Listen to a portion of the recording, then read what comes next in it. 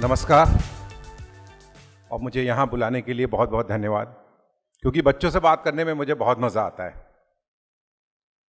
तो आप लोगों को देखकर मुझे बताया गया है कि बीए फर्स्ट ईयर और एमए फर्स्ट ईयर नए स्टूडेंट्स आए हैं यहाँ पर। तो मुझे 30 साल पहले का अपना दिन याद आता है। 30 साल पहले मेरा भी ऐसा ही दिन था जब मैंने मास कम्युनिकेशन में एडमिशन लिया था। मेरा 1 साल का डिप्लोमा कोर्स था। तो मैं तो बहुत जोश में था। आप लोग हैं? कितना जोश है? जोर से बोलिए। तो जोश होना बहुत जरूरी है। सबसे जरूरी है कि आप क्यों आए हैं। आपने एडमिशन तो ले लिया है, लेकिन क्यों लिया है? क्योंकि ये जो प्रोफेशन है जर्नलिज्म या पत्रकारिता का, ये नौकरी करने वालों के लिए बिल्कुल नहीं है। अगर आप नौकरी करने के इरादे से अभी आ रहे हैं तो अभी कुछ सोच लीजिए कि कुछ हम और बेहतर कर सकते हैं शायद। क्योंकि ये जुनून वालों के लिए है, पैशन वालों के लिए, जो अपने पैशन को प्रोफेशन बनाना चाहते हैं। ये क्रिएटिव वर्ल्ड है। तो यहाँ पर आप लोगों के विचार बनाते हैं, लोगों को एक विचार देते हैं, लोगों को इन्फॉर्मेशन देते हैं। आपके बताने के तरीकों से आप किस तरह से किस इन्फॉर्मेशन को कितने ऑथेंटिक तरीके से बता रहे हो, वो समाज पे प्रभाव डालता है, वो सोसाइटी की सोच को बदलता है। तो ये एक बहुत महत्वपूर्ण काम है। और जैसा कि अभी नैना ने बोला कि जैक ऑफ ऑल होना पड़ता है। जैक ऑफ ऑल होना पड़ता है, साथ में मास्टर ऑफ लैंग्वेज होना पड़ता है। तो आप जिस भी भाषा में काम करते हैं, अगर आप अंग्रेजी में काम करते हैं तो आपकी इंग्लिश बहुत ही अच्छी होनी चाहिए। आप अगर हिंदी में काम करते हैं तो आपको हिंदी बहुत अच्छी होनी चाहिए। आपने क्लासिक्स हिंदी के पढ़े होने चाहिए, इंग्लिश के क्लासिक्स पढ़े होने चाहिए। आपको पहले क्या क्या अच्छा लिखा गया है आपकी भाषा में, वो पता होना चाहिए। और मैं तो ये कहूँगा कि सिर्फ एक भाषा नहीं, बाइलिंगुअल होना चाहिए। हिंदी और अंग्रेज़ी तो आपकी अच्छी होनी ही चाहिए। फिर दूसरा, जिस राज्य से आप आते हैं, आप जहाँ से आते हैं, आपकी एक वो भाषा बहुत अच्छी होनी चाहिए। अगर आप नागालैंड से आते हैं तो आपकी वहाँ की भाषा बहुत अच्छी होनी चाहिए। अगर आप तमिलनाडु से आते हैं तो आपकी तमिल बहुत अच्छी होनी चाहिए। उत्तर भारत वालों के लिए बड़ी प्रॉब्लम होती है जब वो नेशनल लेवल पे या इंटरनेशनल लेवल पे कंपटीशन में जाते हैं, क्योंकि उनको ज़्यादातर 1 या 2 भाषा ही आती है। और अगर वो इंग्लिश वाला है तो उसको हिंदी नहीं आती है, हिंदी वाला है तो उसको हिंदी आती है और थोड़ी इंग्लिश आती है। लेकिन अगर वो कॉन्वेंट में पढ़ा है ना, तो उसको हिंदी अपनी मातृभाषा भी नहीं आती। तो कहीं ना कहीं हम बहुत पीछे हो जाते हैं जब हम बेंगलोर के बच्चे के साथ में कंपटीशन करते हैं। उसको कन्नड़ आती है, उसको थोड़ी तेलुगु आती है, उसको थोड़ी तमिल आती है, उसको अंग्रेज़ी आती है, उसको हिंदी भी आती है। तो 5-6 लैंग्वेज तो ऑलरेडी उसको आती है, और उसके अलावा वो एक फ्रेंच भी सीख लेता है, या तो चाइनीज़ सीखता है, कोई एक फॉरेन लैंग्वेज सीखता है। तो भाषा बहुत महत्वपूर्ण है। आप जिस भाषा में कर रहे हैं वो भाषा तो आपको आनी ही चाहिए, लेकिन साथ में अंग्रेज़ी अच्छी होनी चाहिए, साथ में दूसरी भाषाओं का भी ज्ञान होना चाहिए। और जिनकी अभी नहीं अच्छी है उनको बिल्कुल परेशान होने की ज़रूरत नहीं है। क्योंकि मैंने जब एडमिशन लिया था तो मैं हिंदी मीडियम से पढ़ा हुआ था, और अगर मेरा इंग्लिश में इंटरव्यू होता था, बहुत सारे इंटरव्यू में मैं फेल हो गया। मैं जहाँ भी जाता था फेल हो जाता था। वो इंग्लिश में पूछते, tell something about yourself in English, तो मैं बोलता था, मैं हकला जाता था, मेरे पसीना आ जाता। My name is Sudhir Mishra, ऐसे बोलना, मतलब इतना जो फिल्मों में दिखाते हैं जिस तरह से ख़राब इंग्लिश काफ़ी लोग बोलते हैं, तो वो मेरी हालत थी। और अभी भी मेरी अंग्रेज़ी बहुत अच्छी नहीं है, लेकिन मेरी हिंदी बहुत अच्छी है। तो जो लैंग्वेज आपकी अच्छी हो उसको अपना वो बना लो, आप हथियार बना लो। जैसे ज्योतिष होता है ना, उसमें लोग ग्रह देखते हैं, कहते हैं ये कमज़ोर ग्रह है मेरा, इसका क्या निवारण होगा। तो कमज़ोर ग्रह की ओर मत जाइए, आपका जो स्ट्रांग है आप उस स्ट्रांग को पकड़ के आगे चलिए। तो नंबर 1 होता है पैशन होना ज़रूरी होता है, नंबर 2 भाषा होना ज़रूरी होता है, नंबर 3 आपको खूब पढ़ा लिखा होना ज़रूरी होता है, आपने खूब पढ़ा हो। जैसे मैं अगर अपनी बात करूं तो आजकल के जैसा टेलीविज़न या सैटेलाइट चैनल्स, मोबाइल, ये सब कुछ नहीं था, इंटरनेट कुछ नहीं था। तो हम लोगों के ज़माने में बच्चे पढ़ते थे, किताबें पढ़ते थे, नावल पढ़ते थे, और नावल पढ़ने के लिए उनको पिटाई होती थी घर पे कि तुम लगे होगे कोई नावल पढ़ने में। आज के बच्चों से कहा जाता है पढ़ो, उस समय हम लोग खेलने जाते थे, बहुत दौड़ते थे, बहुत कूदते थे। आजकल के बच्चे निकलते ही नहीं है घर से। तो जो मेरा दौर था वो एक अलग किस्म का दौर था।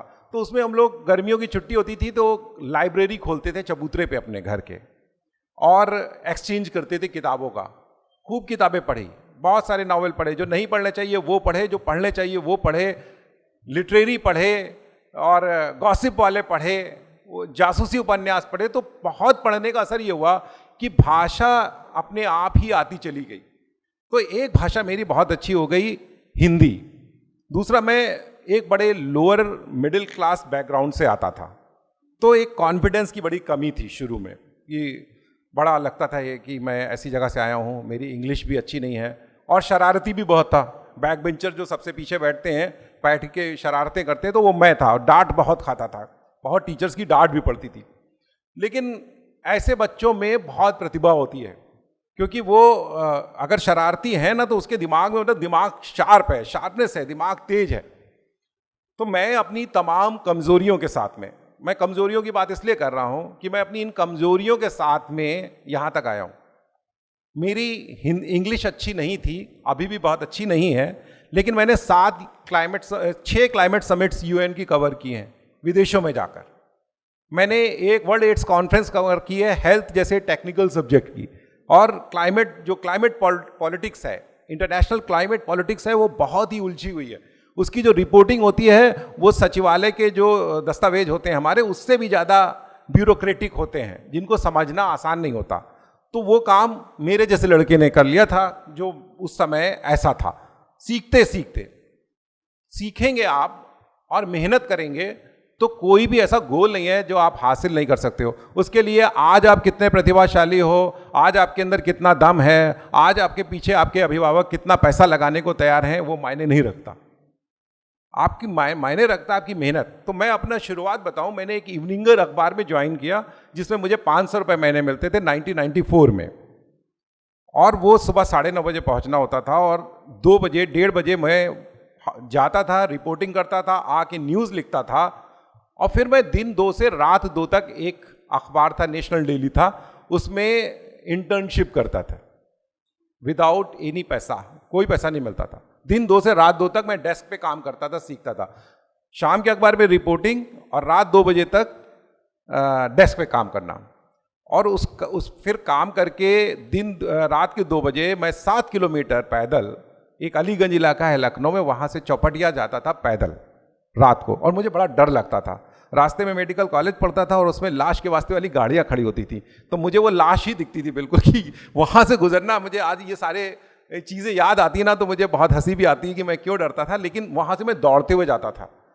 और मेहनत का मैं बता रहा हूँ कि कितनी मेहनत थी कि मुझे अपने शूज़ और ये जो मोजे होते हैं ना, इनको धोने की भी फुर्सत नहीं मिलती थी। और मैं जिस नेशनल डेली में जाता था उस दौरान नए नए कंप्यूटर वो बने हुए थे, और उसमें बड़े रिस्ट्रिक्शंस होते थे, आज ऐसे नहीं होते, जूते उतार के जाना है। तो पहले क्या होता था, खबरें आती थी, हाथ से लिखी जाती थी, फिर उनको कंपोज किया जाता था, अलग अलग पॉइंट साइज में कंपोज किए जाते थे, फिर उनको कैंची से काटा जाता था, तो और काट के उसको एक ब्रोमाइड होता था उसके ऊपर चिपकाया जाता था, और फिर उसकी एक प्लेट बनती थी, वो प्लेट जाती थी छापे खाने में, और वहाँ से उससे, आजकल की तो ऐसा नहीं है कि बस आपने लिख दिया कंप्यूटर पे गया और हो गया। तो उस समय बड़ा संघर्ष था। तो वो जो हाथ से लिखी हुई कॉपियाँ होती थी उनको हम लोग एडिट करते थे, अपने हाथ से लिखते थे, फिर उनको एक ट्रे में लेकर कंपोजिंग रूम में ले जाते थे। तो वो कंपोजिटर का जो वहाँ का फोरमैन उसको बोलते थे, वो रोज मुझसे लड़ता था, तुम जूते पहन के अंदर आ जाते हो। हमने भाई मत उतारवाना जूते। वो कहता नहीं, आज अगर जूता नहीं उतारा तो तुमको अंदर नहीं आने देंगे।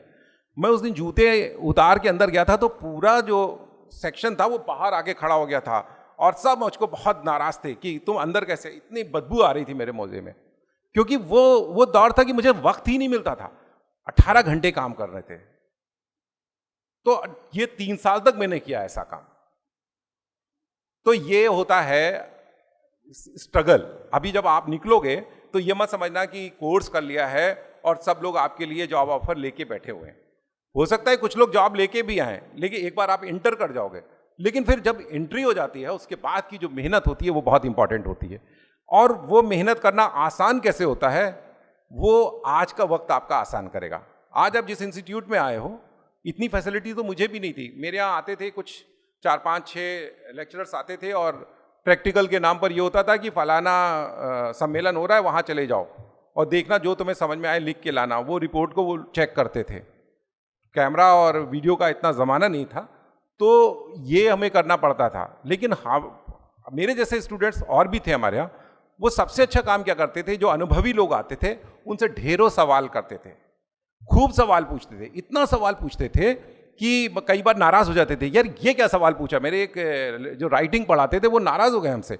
वो नाराज़ हो गए तो मैं उनके घर माफ़ी मांगने चला गया कि अरे सर आप नाराज़ मत होइए मेरा। तो वो मुझसे बड़े खुश हो गए कि ये लड़का मतलब पैशनेट है अपने काम के लिए। और उन्होंने मतलब वो मेरे फिर आज तक गुरु हैं।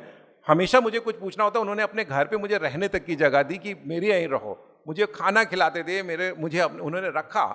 तो वो एक आपके अंदर एक जो गुरु शिष्य वाला एक जो भाव होता है ना, तो आपको जो टीचर्स पढ़ाते हैं, आपका उनके प्रति वैसा लगाव होना चाहिए, उनसे जानने की ऐसी इच्छा होनी चाहिए, तब आप आगे बढ़ोगे। अभी जितने रिसोर्सेज हैं आपके, इनको खूब इस्तेमाल करो। यहाँ की जितनी चीज़ें हैं, आपके पेरेंट्स ने फीस दी है ना, तो जो फीस दी है ना उसको भी आपको शिक्षा हासिल करने में उसका इस्तेमाल करना है। गॉसिप ज़रूरी है, खेलना कूदना ज़रूरी है, एंटरटेनमेंट ज़रूरी है उसके साथ में, लेकिन जो बेसिक है आपका, बेसिक है कि आप एजुकेशन लेने आए हो, तो वो सबसे ज़रूरी काम है। आप वो करिए। यहाँ की जितनी लैब हैं उनका इस्तेमाल करिए, जो आपको प्रोजेक्ट दिए जाते हैं आप उनका इस्तेमाल करिए और कोलैबोरेशन करिए, आपस में मिलिए जुलिए। जर्नलिज्म क्या है, मास कम्युनिकेशन क्या है, अगर आप एडवर्टाइजिंग में जाते हैं तो क्या है, PR में जाते हैं तो क्या है। आपको एक टीम वर्क में काम करना पड़ता है, आपको लोगों से मिलना जुलना पड़ता है, आपको एक चेन बनानी पड़ती है अपनी। और मेरे जैसे आज अगर मुझसे कोई कहता है मैं लंदन जा रहा हूँ, तो हमने कहा ये नंबर ले लेना, तुम उनके पास चले जाना। पेरिस जा रहे हैं, वहाँ चले जाना। शिकागो जा रहे हैं। मेरे इस समय संबंध और संपर्क हैं वो सिर्फ देश में नहीं, इंटरनेशनल लेवल पे हो गए। क्योंकि जिनसे भी मैं मिलता हूँ, जैसे आज नैना आपसे मिली हैं, तो आप सबके पास इनका मोबाइल नंबर होना चाहिए, आपकी डायरी में कहीं नोट होना चाहिए कि ये आपकी एक रिसोर्स है। आपको कभी कोई समस्या होगी तो आप इनसे पूछोगे। तो सिलसिला पहले दिन से शुरू हो जाना चाहिए। आपकी मोबाइल का जो वो डायरी है उसमें नंबर आप लिखिए, मासकॉम को एक कोड बना लीजिए, जर्नलिज्म कुछ ऐसा, और उसके आगे लिखते चले जाइए जिनसे भी आप मिलते हैं। और हर व्यक्ति आपका सोर्स होता है। बाहर जो पियून खड़ा है वो, जो सफाई कर्मचारी है वो, जो पुलिस वाला है वो, सब आपके सोर्स हैं। तो जिन लोगों से आपका बेहतर इंटरेक्शन हो, आप उनको अपना सोर्स बनाइए, उनके नंबर्स लिखिए, उनसे बात करिए। और आगे जर्नलिज्म में ये सारी चीज़ें बहुत काम आती हैं। नेटवर्किंग बहुत काम आती है। आपका नेटवर्क कहाँ है? मैं एक एग्जांपल देता हूँ कि मैं जब मेडिकल की रिपोर्टिंग करता था, 97 की बात बता रहा हूँ, तो मैं किंग जॉर्ज मेडिकल यूनिवर्सिटी अभी हो गई है, पहले वो KGMC मेडिकल कॉलेज था, तो मैं वहाँ जाता था रिपोर्टिंग करने। मोबाइल होता नहीं था, सिर पे एक गमछा बंधा रहता था गर्मियों में, और स्कूटर मेरा दौड़ा करता था पूरे उस मेडिकल कॉलेज कंपाउंड में, और हर डिपार्टमेंट में मैं जाता था। डॉक्टरों से ज़्यादा मुझे पता रहता था कि यहाँ क्या रहा। Surgery department, medicine department, isolation, orthopaedics, सारे डिपार्टमेंट में सारे प्रोफेसर से, सारे HODs से मिलना। इनफैक्ट इतना इन्वॉल्व हो गया था कि वहाँ की पॉलिटिक्स तक में मेरा मतलब वो दखल रहता था कि अगर स्टूडेंट वहाँ का जो जूनियर डॉक्टर एसोसिएशन का इलेक्शन हो रहा है या लूटा का इलेक्शन हो रहा है, वहाँ जो यूनिवर्सिटी के अंडर में आता है, प्रोफेसर्स की जो पॉलिटिक्स है वो सब मुझे पता रहती थी। आइसोलेशन एक डिपार्टमेंट होता है, अभी लोग मास्क लगा के कोरोना में घूमते हैं। आइसोलेशन डिपार्टमेंट ऐसा होता है जहाँ पे संक्रामक रोगी आते हैं, और उसमें उस समय वहीं लोग मास्क लगा के जाते थे। मैं उसमें भी बिना मास्क के घूमा करता था। मतलब एक पैशन था अंदर से कि कुछ नया निकालना है। तो मेरी दोस्ती थी वार्ड बॉय से, मेरी दोस्ती थी ANM से, मेरी दोस्ती थी OT बॉय थे। तो एक OT बॉय मेरा बड़ा अच्छा दोस्त था, यादव था, अभी वो नर्सिंग एसोसिएशन का प्रेसिडेंट हो गया, वो भी बड़ा आदमी हो गया। उस समय वो सिंपल OT बॉय था। सर्जरी डिपार्टमेंट होता है, जो अस्पतालों में सर्जन होते हैं, वो पढ़ाई जहाँ पे होती है और इलाज होता है, वो सर्जरी डिपार्टमेंट होता है। लेकिन उससे पहले एक डिपार्टमेंट होता है एनेस्थीसिया, उसका काम होता है बेहोश करना। तो दोनों के अलग अलग डिपार्टमेंट थे। दोनों के जूनियर डॉक्टर्स जो पढ़ रहे थे उनमें आपस में झगड़ा था। जैसे कॉलेज में नहीं होता है कि एक सेक्शन दूसरे सेक्शन से लड़ता है, वो दोनों की दुश्मनी, उन दोनों की दुश्मनी थी, जबकि काम उनका ऐसा था कि दोनों को मिलके करना चाहिए। एक दिन क्या हुआ कि 36 पेशेंट्स को एनेस्थीसिया वालों ने जिनका ऑपरेशन होना था उनको वो एनेस्थीसिया देके चले गए, और सर्जन्स ने कहा हमको तो करना ही नहीं है। जो वो लड़के थे बोले हम नहीं करेंगे। तो कितनी बड़ी, वो उन लोगों को एनेस्थीसिया दे दिया गया, सीरियस पेशेंट्स हैं। हमको ओटी बॉय ने कहा भैया कैमरा लेके आ जाओ। तो उसने कहा क्या? वो बोले बस आ जाओ, देर मत करो। उसने ऑफिस के फोन से किया, कोई मोबाइल और वो नहीं था। हम स्कूटर लेके अपना कैमरामैन को लेके दौड़ गए, 36 पेशेंट की लेटी हुई फोटो कराई, सारे लोगों से बात की, क्योंकि जूनियर डॉक्टर्स जा चुके थे, उन्होंने तय कर लिया था कि हमें नहीं करना, क्योंकि हमको कॉन्फिडेंस पे लेके नहीं, इन्होंने एनेस्थीसिया दिया, पहले हमसे बात करनी चाहिए थी। और अगले दिन फ्रंट पेज पे खबर छपी, इतनी बड़ी खबर थी कि सारे दूसरे अखबारों में सबकी डांट हुई कि भाई आपको क्यों नहीं पता चली। लेकिन वो सब बड़े बड़े लोगों से मिलते थे, वो प्रिंसिपल से मिलते थे, वो वहाँ के वाइस चांसलर से मिलते थे, और बड़े बड़े HOD से मिलते थे, और मेरी दोस्ती OT बॉय से थी। तो ये प्रोफेशन ऐसा है कि जहाँ कोई छोटा या बड़ा नहीं होता। बहुत छोटा आदमी जो DM साहब का ड्राइवर है और जो CM का ड्राइवर है, वो जितनी अच्छी इन्फॉर्मेशन आपको दे देगा वो कोई नहीं देगा। वो आपको बताएगा भैया आज बहुत डांट खाए हैं DM साहब। उसको आप कभी कभी कुछ खिला पिला दो, वो धीरे से बताएगा आपको आज बहुत डांटे गए हैं, बहुत डांटे गए हैं आज। गाड़ी में बिल्कुल बस रोए नहीं है, ये हाल था। CM साहब का फोन आया था। तो ऐसी जो इंफॉर्मेशंस होती है वो आपको अपनी नेटवर्किंग से मिलती हैं। नेटवर्क बनाइए। दूसरा, जो एक पॉपुलर वो होता है ना कि पॉलिटिकल रिपोर्टिंग करनी है, एंकर बनना है, क्राइम रिपोर्टर बनना है, ये जो दूर से बहुत ग्लैमरस दिखता है ना, ये वास्तव में एक तो इतना होता नहीं है। दूर से लोगों को आपको दिखता है कि ये बहुत ग्लैमरस जॉब है। दूसरा, इनसे भी ज़्यादा ग्लैमरस और चीज़ें हैं जिसकी इस देश को ज़रूरत है, जिसमें रिपोर्टिंग करी जाने की ज़रूरत है। उसमें एक बड़ा विषय है इन्वायरमेंट, उसमें एक बड़ा विषय है हेल्थ, उसमें एक बड़ा विषय है डेवलपमेंट, उसमें एक बड़ा विषय है सोशल इश्यूज। तो ये भी उतने ही इम्पॉर्टेंट है। और मैंने पॉलिटिकल रिपोर्टिंग और क्राइम रिपोर्टिंग की है, अच्छी खासी की है, लेकिन मैंने शुरुआत नहीं की। वो एक मेरी जर्नी है, जर्नी का एक पार्ट है। लेकिन मैंने डेवलपमेंटल इश्यूज में इतना काम किया, और उस काम की वजह से मुझे 2 इंटरनेशनल फेलोशिप मिली, एक काइजर फाउंडेशन US की और एक centre for science and environment की साउथ एशियन फेलोशिप मिली थी एनवायरनमेंट पे।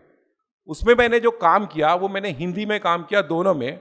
लेकिन मेरे हिंदी के काम को इंग्लिश में ट्रांसलेट करके वर्ल्ड हेल्थ ऑर्गेनाइजेशन की अपनी मैगजीन में छपा।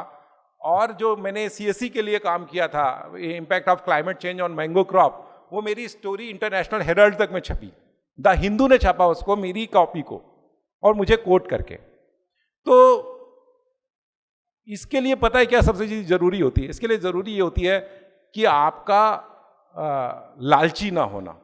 काफी लोग आ जाते हैं इस प्रोफेशन में ये सोच के कि ये बड़ा ग्लैमरस जॉब है, यहाँ पर हमको पैसा कमाने का बहुत मौका मिलेगा, यहाँ मंत्री जी से मिलेंगे, या मिनिस्टर से, चीफ मिनिस्टर से, प्राइम मिनिस्टर से, तो हम अपने मन के मंत्री बनवाएंगे, हम अपने मन के थानेदार बनवाएंगे, हम अपने मन के लोगों को ट्रांसफर कराएंगे, हम इसका पैसा लेंगे।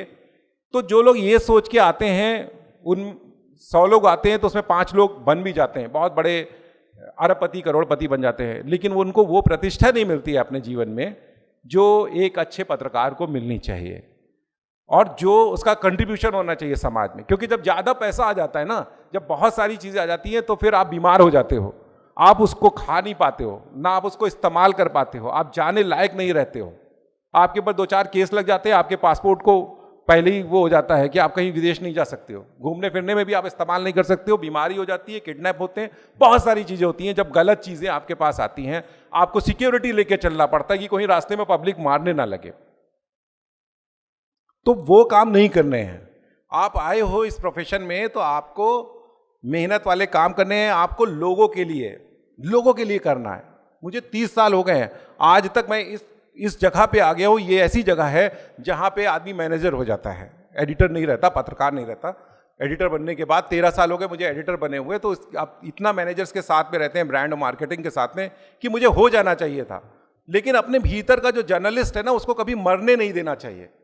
जर्नलिस्ट आप बने हैं लोगों के लिए, और शौक ऐसा होना चाहिए, पैशन ऐसा होना चाहिए कि जैसे सचिन को बैटिंग करते समय जो फील होता हो, या पंडित रविशंकर जी को सितार बजाते हुए जो फील होता है, वो फील अगर आपको इस काम में होता है तब आपकी ऊंचाई बनती है, तब आपकी कोई रोक नहीं सकता। इतनी बाधाएं आई मेरी जिंदगी में, इतनी बाधाएं आई, लेकिन हम रुके नहीं कभी पे, कभी कोई नहीं रोक पाया। लोगों ने विरोध किया, लोगों ने शिकायतें की, लेकिन हम अपनी जगह सही थे, हमने अपना काम ठीक ढंग से किया था। मेरे पास पैसा नहीं था और आज भी नहीं है, लेकिन मैं 27 देश घूम चुका हूं। स्पॉन्सरशिप, मैंने जो फेलोशिप हासिल की उसके पैसों से मैं 27 देश घूम चुका हूं, बिना पैसों के, मतलब अपना पैसा खर्च किए बिना। तो जब आपको जहां चाह वहां राह कहा जाता है, जब आपकी नीयत सही होती है, आपका काम सही होता है, तो ईश्वर रास्ते बनाता है और दुआएं साथ होती हैं। जैसे कि जब जिस प्रोफेशन में आप आए हैं, जैसे मैं हेल्थ देखता था, कितने लोगों का ऑपरेशन कराना, कितने लोगों को इलाज कराना, रात में 3 बजे भी फोन आज भी आ जाता है, तो मैं पहला काम करता हूं कि कौन डॉक्टर जानने वाला है उसकी मदद करनी चाहिए। तो जो हमारा ये रोल है, हमारा रोल है सोसाइटी की आवाज़ बनाना, हमें सरकारों को बताना, सरकार और पब्लिक के बीच में एक चेन का काम करना। सरकार गलत कर रही है तो उसको आगाह करना, पब्लिक से कुछ गलतियां हो रही हैं तो उसके बारे में बताना, ये तो हमारा काम है। लेकिन साथ में एक व्यक्ति के तौर पे ह्यूमन होना सबसे ज़रूरी है कि आप एक इंसान के तौर पे कैसे हो। अगर आप इंसान अच्छे हो तो आप प्रोफेशनल भी अच्छे होगे। तो ये कुछ ऐसी बातें हैं जो मैंने अपने करियर में सीखी, और आज आप लोग, पहला दिन है आप लोग होगा, तो ये अगर आपके दिमाग में रहेगा, अच्छी नीयत रहेगी ना, तो आप बहुत तरक्की करोगे। सबके लिए बहुत अवसर हैं, जितने मेरे लिए नहीं थे उतने आपके लिए हैं। आपको किसी एडिटर के पास जाके नाक रगड़ने की जरूरत नहीं है, मैंने रग ली। मुझे एक जगह से निकाला गया ये कह के कि तुमने दूसरे अखबार में इंटरव्यू क्यों दिया और तुम नाक रगड़ते हुए मुझसे नौकरी मांगने आए थे, ऐसा मुझसे एक एडिटर ने कहा। मैंने बुरा भी नहीं माना, वो सच बात थी कि मैंने, और वो मुझे बहुत प्यार करते थे, उन्हें ये लग रहा था कि इतना अच्छा रिपोर्टर मेरा दूसरे अखबार में क्यों जा रहा है। लेकिन आपके सामने ये संकट नहीं है कि आपको किसी टीवी चैनल में किसी सुधीर मिश्रा से या किसी नैना से जाके नौकरी के लिए वो दरखास्त लगानी है। आप में अगर दम है तो आप अपना यूट्यूब चैनल शुरू करके मिलियंस के बीच में जा सकते हो। वो तो आपकी अपने अंदर की क्रिएटिविटी है कि आप कैसे काम करते हो। देखिए दुनिया भर के लोगों को, जो हिट है, दुनिया के जो बिग हिट्स हैं, उनको देखिए वो क्या क्या चीज़ें कर रहे हैं, कैसे वो हिट हो रहे हैं। आप क्या नया कर सकते हो, उनको फॉलो करिए, लेकिन नकल मत करिए। फॉलो करना एक अलग चीज़ है और नकल करना एक अलग चीज़ है। आप अपने इश्यूज पे लेके अपना कोई मौलिक चीज़ निकाल के, अपने हालात, अपने देश काल परिस्थितियों के हिसाब से कोई नई चीज़ निकाल के आप उस पर काम कर सकते हो।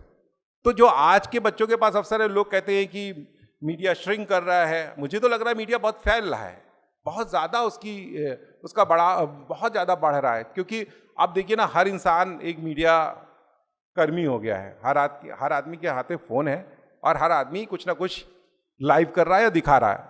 लेकिन उन सब के पास आप जैसी ट्रेनिंग नहीं है, आपके जैसे टीचर्स नहीं है, आपके जैसे रिसोर्स नहीं है। तो इसका इस्तेमाल करिए और अच्छे बढ़िया प्रोफेशनल बनिए। बहुत बहुत धन्यवाद। Good afternoon sir.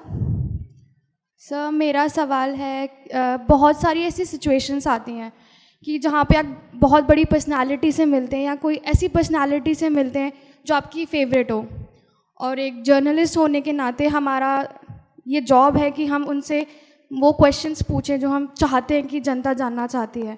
बट कभी कभी ये प्रेशर हम पे बिल्ड हो जाता है कि हम उनसे वो सवाल कैसे पूछें, तो उस प्रेशर को आप कैसे ओवरकम करते हैं?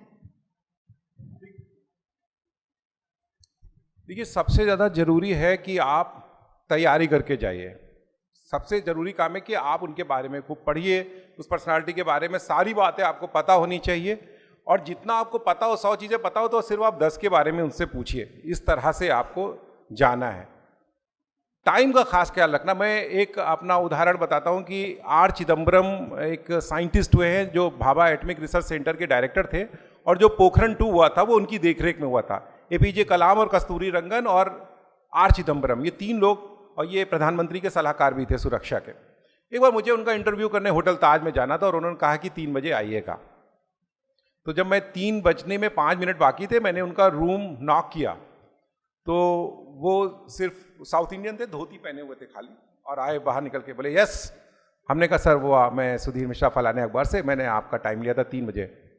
तो बोले क्या टाइम हुआ है? हमने कहा सर 5 मिनट बाकी हैं। आपको 5 मिनट की वैल्यू नहीं है? 5 मिनट नहीं मालूम आपको 5 मिनट में क्या हो सकता है? सेकंड के 100वें हिस्से से रॉकेट कहाँ से कहाँ पहुँच जाता है।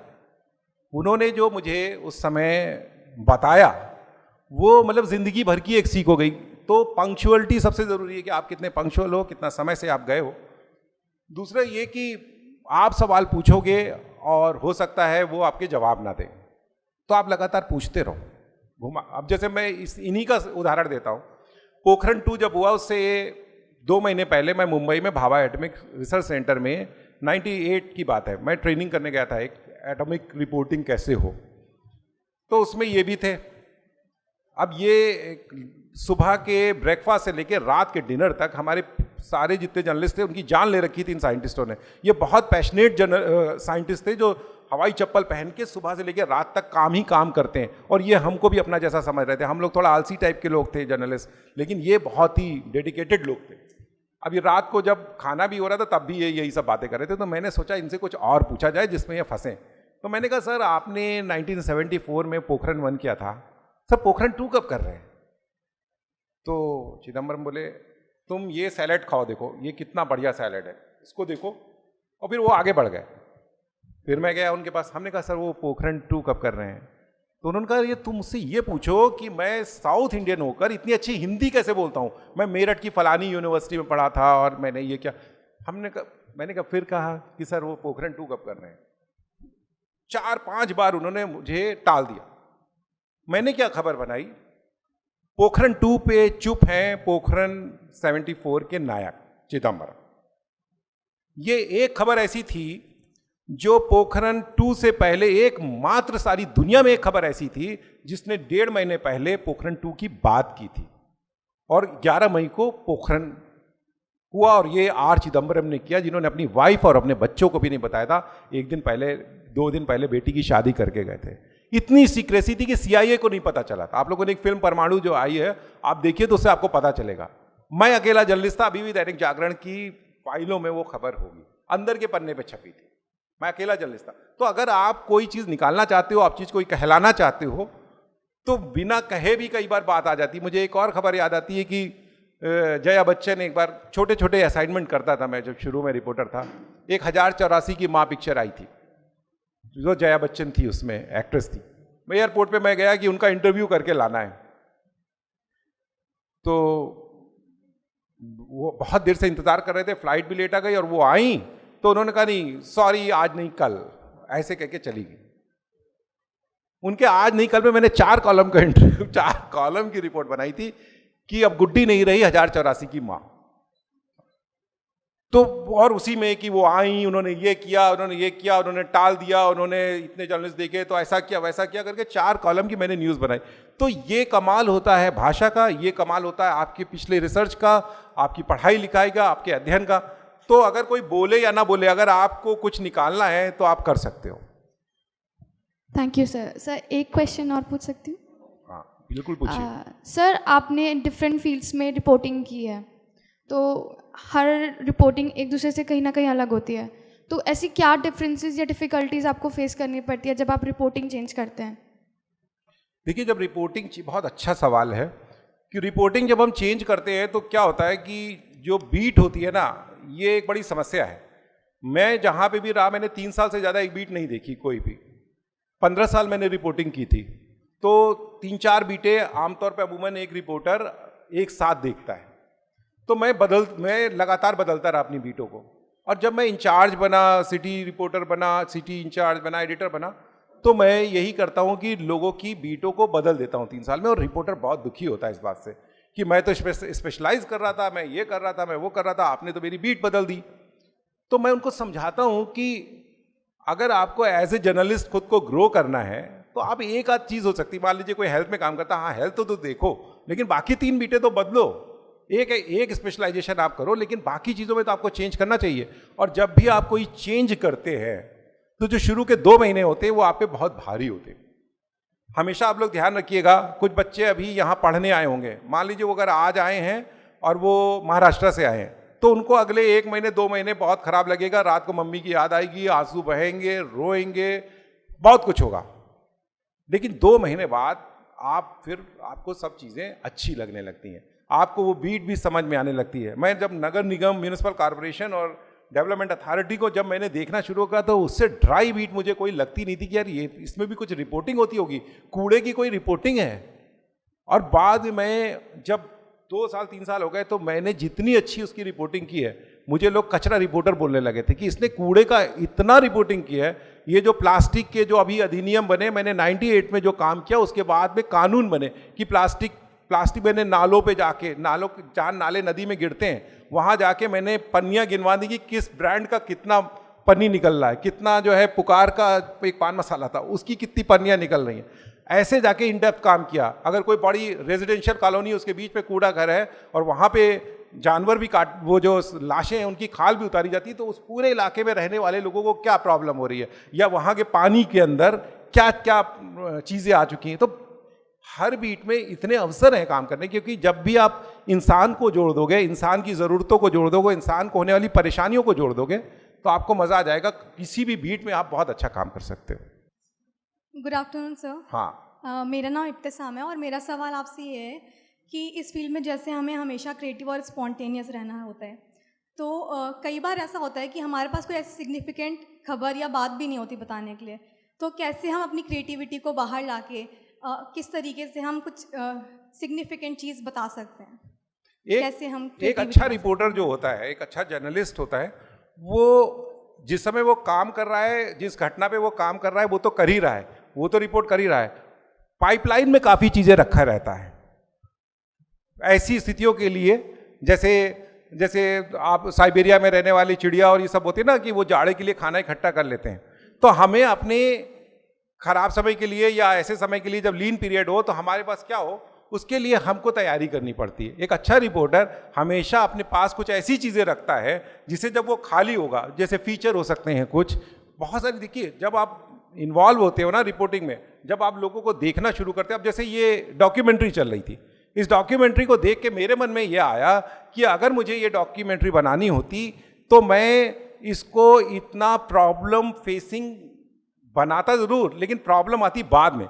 मैं पहले दिखाता कि एक जो आर्किड या जो भी वो जो आती हैं बर्ड्स, बहुत अच्छे अच्छे जो महंगे फूल होते हैं, वो लखनऊ के एक फार्म हाउस से चलता है, उसकी बर्ड्स तोड़ ली जाती हैं। एसी कंटेनर्स होते हैं, वो आते हैं, वो यहाँ मंडी में आते हैं, यहाँ उनकी बोली लगती है, और फिर यहाँ से सीधे एयरपोर्ट जाते हैं और एयरपोर्ट से सीधे एम्स्टर्डम उतरते हैं। तो जो बिजनेस हमको इतना साधारण दिख रहा है, ये उतना साधारण बिजनेस नहीं है। ये फ्लावर्स जो हैं, कन्नौज कितने जा रहे हैं और कन्नौज में कितना परफ्यूम बन रहा है, तो इसके जो बड़े आयाम है ना, वो सारी चीज़ें हमारे दिमाग में रहनी चाहिए कि हम एक अभी क्या प्रॉब्लम आपने दिखाई ना, तो इस प्रॉब्लम से इतने ही लोगों का इंटरेस्ट होगा। लेकिन जैसे ही आप उसकी बिग पिक्चर दिखाते हो ना, कि वहाँ पे जाकर 10 रुपए का फूल वहाँ पे 500 रुपए का बिक रहा है, जैसे ही आप पैसा उसमें इन्वॉल्व करते हो, जैसे ही आप करेंसी उसमें लाते हो या डॉलर्स में बात करते हो, वैसे ही जो यहाँ जितने लोग बैठे हैं सबका अटेंशन उसके ऊपर चला जाएगा। सब कहेंगे यार ये तो कोई चीज़ है।